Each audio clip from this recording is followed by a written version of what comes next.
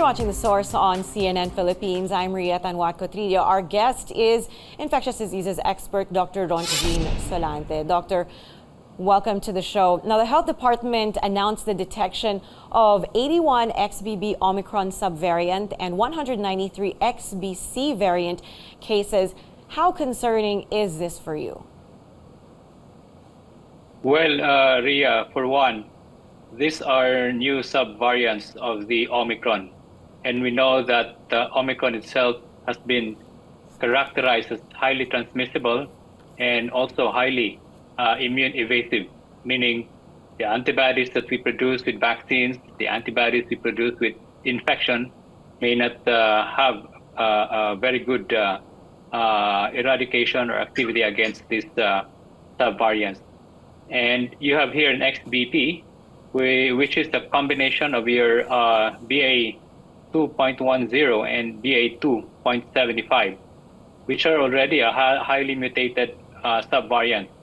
So you have 14 additional mutations in the spike protein.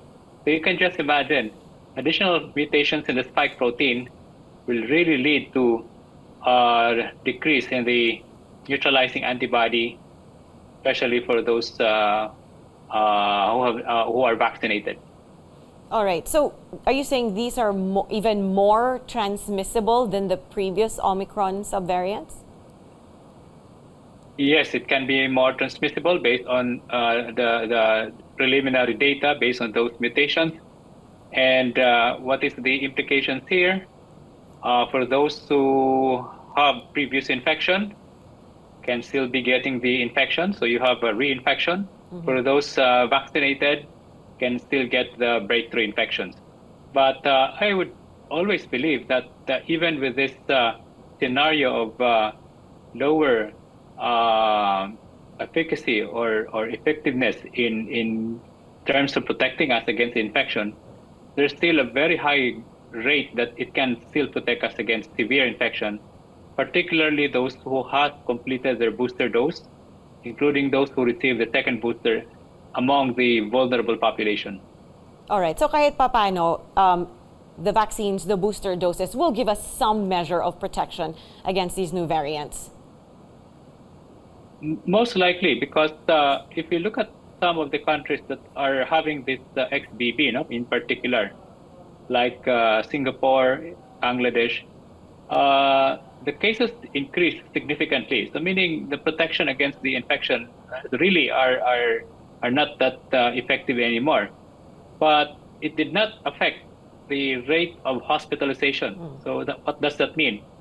People who are infected are having the mild infection and did not develop more severe infection, unlike in the Delta variant. And these are some of the important observations. Even with a heavily mutated virus, waning efficacy of our antibody or among this with the vaccine may also increase our risk of getting the infection, especially for those who have been vaccinated 6 months ago. So it's not only about the ability of this virus to evade the antibody, but especially the waning protection for people who has not been boosted. And when you look at our boosted population, it's one of the lowest in Asia. So that's a concern for me. We may be getting a lot of cases, Ria, but I hope our healthcare utilization will not also be overwhelmed. Right, that is always a major concern. But I want to talk for a minute about the XBC subvariant. This is the one that is also descended from the Delta variant, isn't that right? Yes, the XBC is a combination also of the Delta variant and the BA.2. Now, the data with regards to XBC is really not as robust as that compared to the XBB, because XBB has been reported from other countries. I think it's in only a few countries, and one of that is the Philippines. So we need to monitor those people who have been infected with XBC, because we will be getting more information. What type of virus is this? Are they as virulent as that with the Delta, or maybe mildly virulent but highly infectious? And I hope the same behavior as XBB, that it will not cause much of the severe infection. Do you think the chances of it presenting, I'm talking about XBC, of it presenting with more severe symptoms is possible because it came from Delta, and Delta was one of the worst that we saw during the pandemic? Yes, that's the possibility. But again, the characteristic here is also mixed, no? Because it did not acquire all the mutations that Delta has, no? And the fact that it has a BA.2 component, then most likely the behavior here may be more of the highly transmissible virus, the characteristic of an Omicron, rather than of a Delta. But it's too early to tell, Ria. We need to monitor. And that's why for those XBC detected cases, it's important that the Department of Health will also monitor these areas if there are those increase in the cases that were or that are hospitalized. Right. Now, you talked about the country having one of the lowest booster rates in the region. Doctor, do we have enough vaccines to boost the rest of the population? And tell us again just how effective these might be against the evolving subvariants. Okay, so if you're talking about the monovalent, no, the vaccines that we are currently using for the booster doses for the population, I think we will have more than enough of that, and that's why the data for this type of vaccines with regards to Omicron in general, no, BA.1, BA.5, are really good in terms of protecting us against severe infection, but not as good in protecting us against the infection. So meaning, pwede kang magka-infection, pero since bakunado ka, your chance of getting the more severe infection much less likely, no? So we can endure on that. Maraming magkakasakit, but not the ones that will be brought to the hospital. All right, sir. Now, there have been calls to bring in bivalent vaccines in the country. First of all, explain to us what exactly is meant by a bivalent vaccine.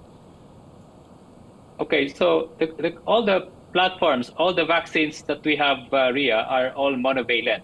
So which means that it contained the original Wuhan strain and spike protein of that original Wuhan strain, and that spike protein is incorporated into the vaccine to produce an anti-spike antibody or neutralizing antibody. Now, with the bivalent vaccine, they also incorporated a second spike protein coming from the Omicron variant of concern. So you have two types of spike protein now. You have the original strain of the Wuhan, and then the second is the Omicron variant. So what is the advantage here is that you have specific antibody, neutralizing antibody, that targets those Omicron, no? The Omicron virus, because you have now an antibody against that. And so that's the advantage over the monovalent vaccine. So, Doctor, when will we have access to bivalent vaccines? Or are we still seeing the same scenario as before, when the richer, more powerful countries get first crack at the newest vaccines? Well, that will always be a problem, because if there are only two pharma companies who are producing this bivalent booster doses, and most of the countries are already lining up to get this vaccine, then there will always be priority for countries who already have agreement with this pharmaceutical industry. So it's important for the government to fast track the negotiations between these two drug companies who are producing this bivalent booster vaccine, so that I hope before the end of the year we can have already the bivalent booster, rather than waiting for 2023. Right. Meantime, Doctor, what is the situation of our vaccines that are currently in stock? Talk to us about the quantities and concerns around prolonged storage and expiration dates. Well, I don't think there are problems with the expiration dates, because most of these pharma companies with these monovalent vaccines have extended the shelf life of these vaccines now, and government, what the government is doing now is really using this, no? Even if there was that report before that it was expired, but these are extended shelf life, no?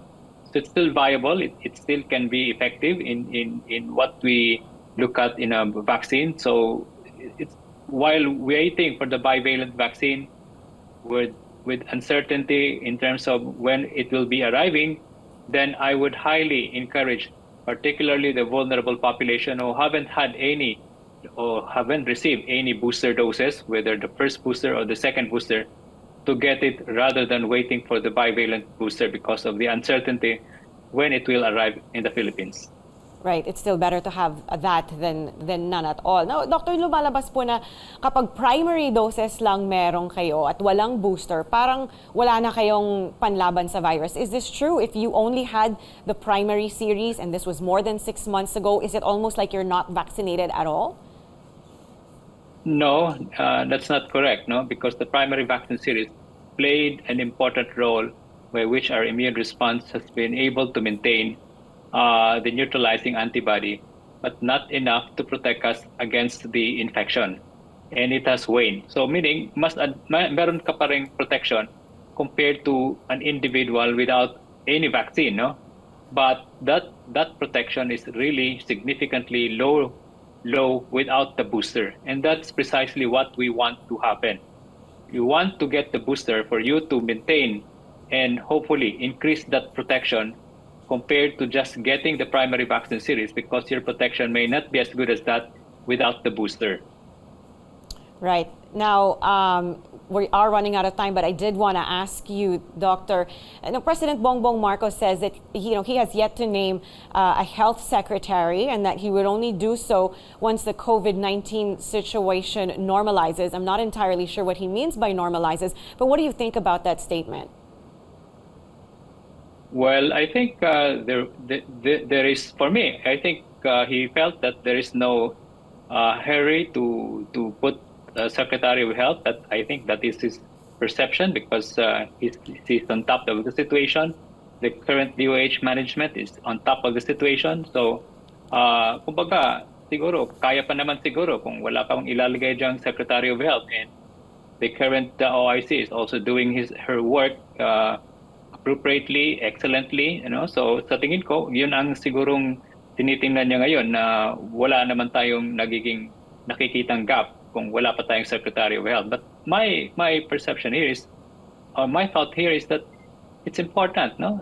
We have to have the Secretary of Health, because it's not only COVID our problem. There are a lot of problems in terms of health, no? Other infectious diseases, non-infectious diseases. We have the universal health care. So it's important that the president should already put there someone who will really put direction on our health situation. All right, Doctor, thank you always for your time here. We do appreciate it. That was infectious diseases expert Dr. Rontgene Solante. And thank you for watching us here on The Source. I'm Ria Tanwat Cotrillo. You're watching CNN Philippines.